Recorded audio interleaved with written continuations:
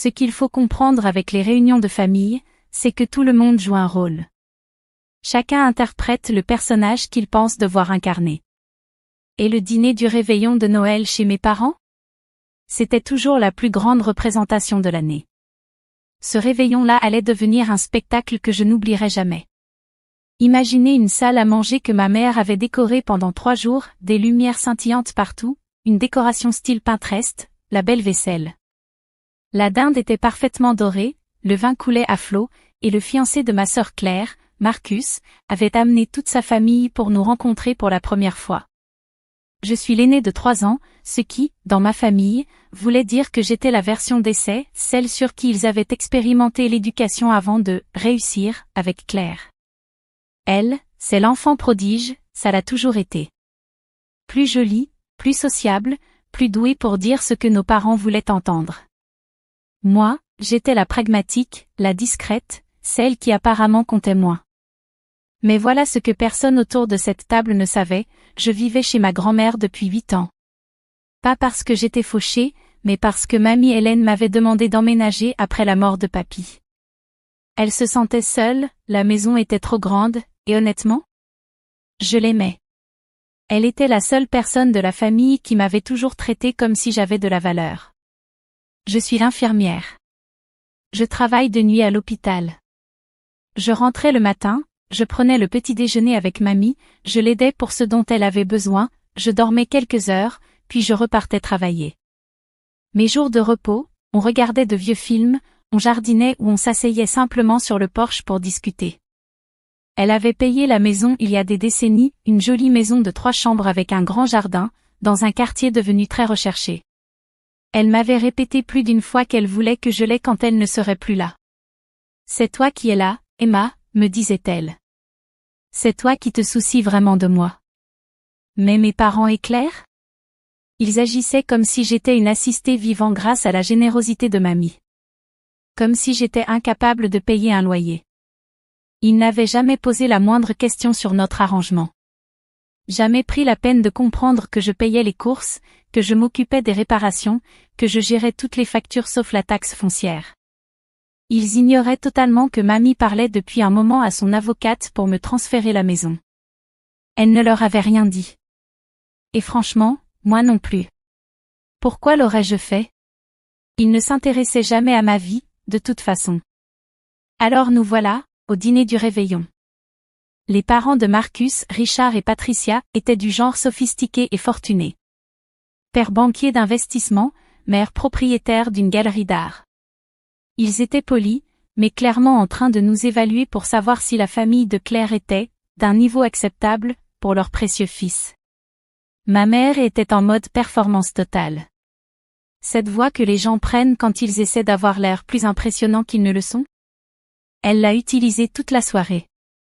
Claire a toujours été tellement accomplie, disait maman en resservant du vin à Patricia. Elle est directrice marketing, vous savez. Et Emma, elle m'a désignée comme si j'étais un meuble, Emma travaille à l'hôpital. Je suis infirmière, ai-je précisé, mais maman était déjà passée à autre chose. Nous avons toujours encouragé nos 2 filles à être indépendantes, a ajouté papa. À se débrouiller seules dans la vie. J'ai failli éclater de rire. Ils avaient payé l'intégralité des études de Claire, sa voiture, sa caution d'appartement. Moi? J'ai eu une poignée de main et bonne chance, quand je suis partie en école d'infirmière avec un prêt étudiant que je rembourse encore aujourd'hui. Puis Richard a posé la question qui a tout changé. Alors, les filles, vous vivez encore chez vos parents? Ou vous avez toutes les 2 déménagé? Oh, Claire a un très bel appartement en centre-ville, a répondu maman immédiatement. Et Emma? A demandé Patricia. Le sourire de maman s'est crispé. Emma vit chez sa grand-mère. La façon dont elle l'a dit. Mon Dieu. Comme si j'étais un échec. Comme si j'étais un poids. Claire a voulu sauver la situation. C'est vraiment adorable. Mamie vieillit et Emma l'aide. C'est très gentil de votre part, m'a dit Patricia. Mais papa n'a pas pu s'empêcher d'en rajouter. Il a même ri. Oh, ça arrange Emma. Elle a le loyer gratuit, et Hélène a de la compagnie. Gagnant-gagnant. Loyer gratuit. Comme si j'étais une profiteuse. Comme si je n'avais pas passé 8 ans à faire en sorte que mamie ne soit jamais seule, jamais inquiète, jamais en difficulté. Je sentis mon visage chauffer. En face de moi, grand-mère Hélène s'était figée. Elle avait 83 ans, l'esprit encore vif comme une lame, et je voyais sa mâchoire se crisper. Loyer gratuit, répéta-t-elle doucement. Maintenant, Hélène, dit ma mère avec ce ton condescendant qu'elle réservait aux personnes qu'elle pensait inférieures, nous savons qu'Emma t'aide beaucoup. Nous sommes simplement honnêtes avec Richard et Patricia. Honnêtes ? La voix de grand-mère coupa net toutes les conversations. Vous voulez de l'honnêteté ?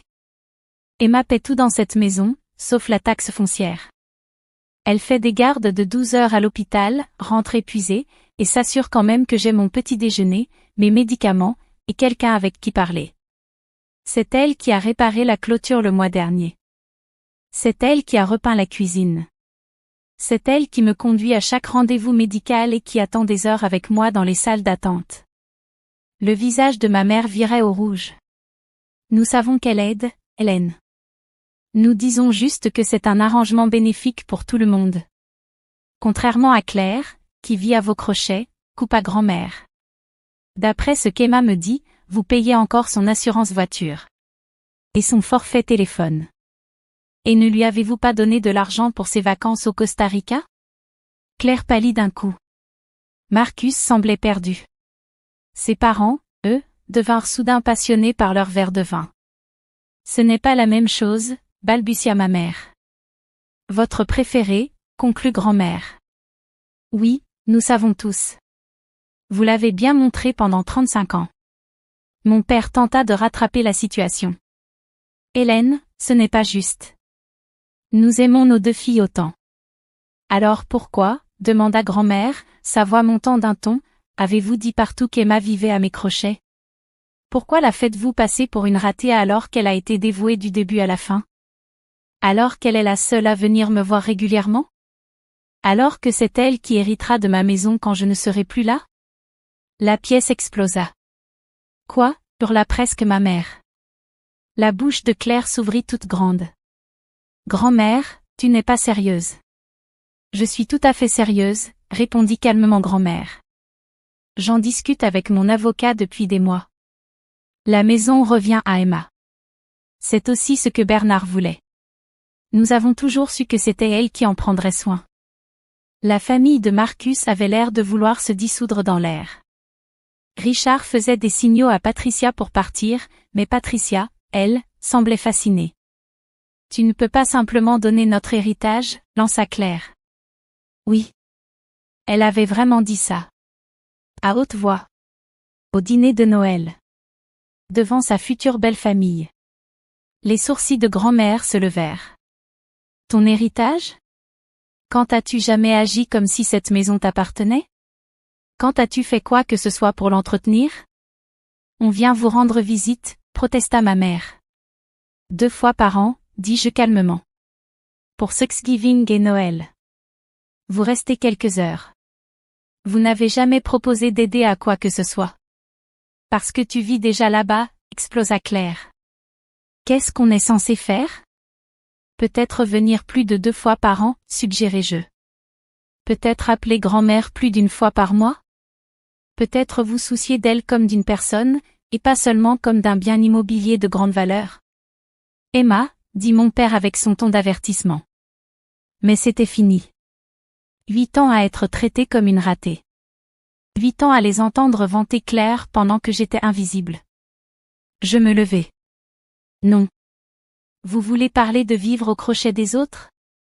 Claire, l'an dernier, papa et maman n'ont pas payé ton loyer quand tu avais besoin de temps pour transitionner entre 2 emplois ? Ils ne t'ont pas acheté un nouvel ordinateur ? Un nouveau canapé ? Papa n'a pas co-signé ton leasing voiture ? Claire était cramoisie. Ce n'est pas la même chose. Comment ? En quoi c'est différent de moi vivant avec grand-mère ? À part que moi, j'aide. Je ne fais pas que prendre. Les filles, s'il vous plaît, dit ma mère. Pas devant les invités. Je ricanai. Ah, maintenant vous vous souciez des apparences ? Vous ne vous en souciez pas quand vous me faites passer pour un poids mort devant les parents de Marcus. Grand-mère posa sa main sur la mienne. Sa peau était fine et fragile, mais sa prise était ferme. Emma, dit-elle doucement. Nous parlons du transfert de la maison depuis un moment. Je crois qu'il est temps de rendre cela officiel. Je la regardai. Elle était sérieuse. Ses yeux étaient clairs, décidés, avec un petit sourire au coin. Grand-mère, tu es sûre? Plus sûre que jamais. Elle se tourna vers mes parents et Claire.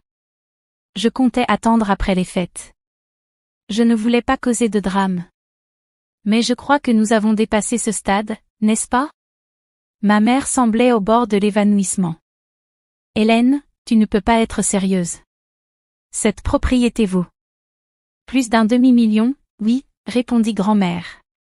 Et c'est justement pour cela que je veux qu'elle revienne à quelqu'un qui l'appréciera vraiment. Quelqu'un qui a été une famille pour moi quand j'en avais besoin. Nous sommes ta famille, protesta mon père. Tu es mon gendre, rectifia grand-mère. Et tu me considères comme une charge depuis des années. Emma me traite comme une personne qu'elle aime. Il y a une différence. Les larmes me montèrent aux yeux. Je savais qu'elle m'aimait, mais l'entendre me défendre de cette façon, c'était bouleversant. Alors, dis-je en regardant grand-mère puis les visages choqués autour de la table, grand-mère, est-ce qu'on peut procéder au transfert de la maison à mon nom? Elle serra ma main. Bien sûr, ma chérie. Demain à 9 heures. Mon avocat nous attend. Le dîner de Noël tourna immédiatement au chaos. Claire s'était mise à pleurer, des larmes de colère. Maman protestait, répétant que ce n'était pas juste, qu'ils avaient toujours supposé que la maison serait partagée, que grand-mère ne devait pas être dans son état normal. Papa essayait de jouer les médiateurs, mais glissait sans cesse des commentaires insinuant que j'avais manipulé grand-mère. Les parents de Marcus s'excusèrent rapidement et quittèrent la maison.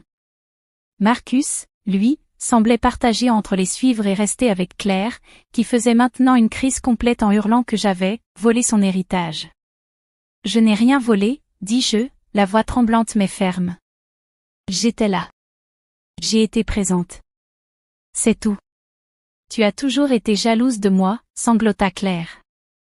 Tu as toujours voulu ce que j'avais. Ce que tu avais?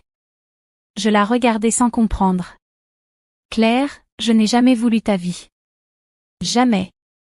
Je voulais juste que ma propre famille me respecte. Me voie. Me traite comme si j'avais de la valeur. Tu comptes, dit maman faiblement. Mais nous savions toutes les deux que c'était un mensonge. Quand, demandai-je. Quand est-ce que j'ai compté autant que Claire? Donnez-moi un seul moment où vous m'avez choisi en premier. Un seul moment où mes réussites ont été célébrées comme les siennes. Silence. Grand-mère se leva lentement. Ce dîner est terminé. Emma et moi rentrons. Le reste d'entre vous peut partir par ses propres moyens. Nous sommes partis. On s'est simplement levé, sommes montés dans ma voiture et avons roulé jusqu'à la maison de grand-mère, notre maison, en silence. Une fois rentrée, je l'ai aidée à se préparer pour dormir. Elle était fatiguée.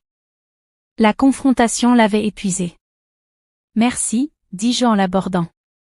Pour avoir pris ma défense. Oh ma chérie, dit-elle en caressant ma joue. J'aurais dû le faire il y a des années. Je les ai vus te traiter comme si tu valais moins pendant bien trop longtemps.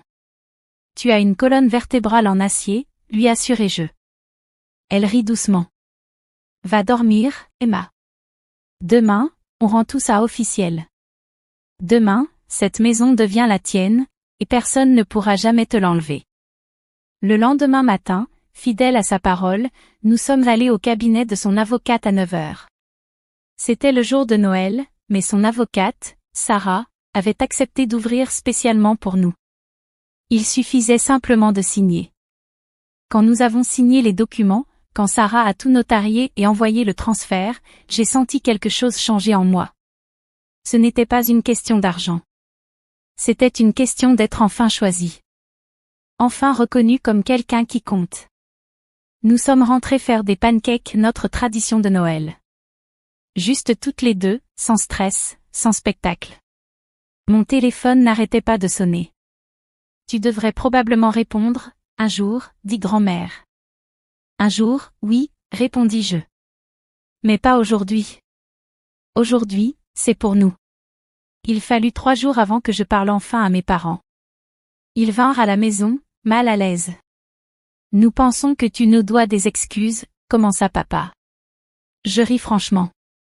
Pourquoi? Pour nous avoir humiliés devant la famille de Marcus, dit Claire.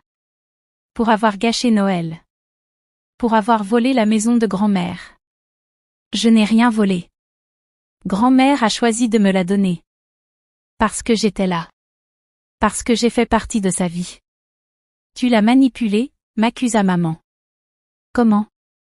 En prenant soin d'elle? En passant du temps avec elle? En m'assurant qu'elle n'était pas seule? Ce n'est pas juste, se plaignit Claire. Tu as raison, dis-je. Ce n'était pas juste quand vous avez payé toutes tes études pendant que je travaillais 3 emplois. Ce n'était pas juste quand vous avez financé toutes tes dépenses pendant que je croulais sous les prêts étudiants. Ce n'était pas juste quand chaque réunion de famille était une célébration de tes réussites et que les miennes étaient des notes de bas de page. Mais tu sais quoi? La vie n'est pas juste. Et pour une fois, quelque chose m'est favorable. Donc c'est une vengeance, demanda papa. Non, dis-je fermement. C'est une conséquence. Voilà ce qui arrive quand on traite une enfant comme si elle était jetable. Un jour, elle cesse d'essayer de gagner votre approbation et trouve des gens qui la valorisent vraiment. Ils sont partis après ça. Pas d'excuses. Aucune remise en question.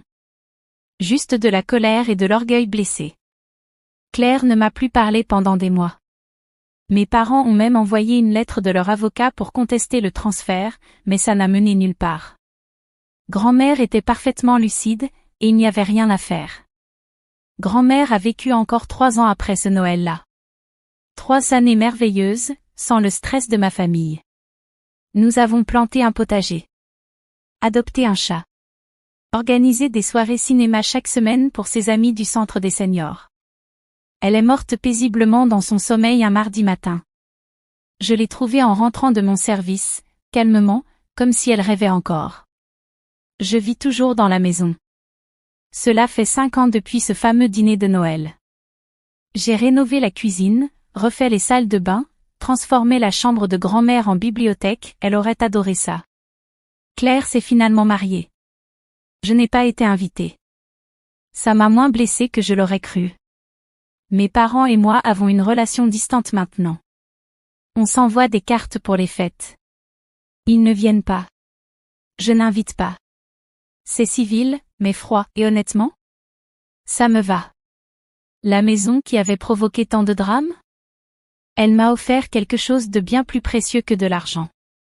Elle m'a donné la certitude que j'étais suffisante. Que le fait d'être discrète, pratique, attentionnée n'était pas moins précieux que d'être brillante, sociable ou préférée. Que le simple fait d'être là, jour après jour, année après année, ça compte. Parfois, on me demande si je regrette. Si j'aurais voulu gérer ce réveillon autrement. Honnêtement? Non. Ce dîner de Noël n'a pas détruit ma famille. Il n'a fait que révéler ce qui était déjà brisé. Il a forcé tout le monde à arrêter de prétendre. Grand-mère Hélène m'a laissé bien plus qu'une maison.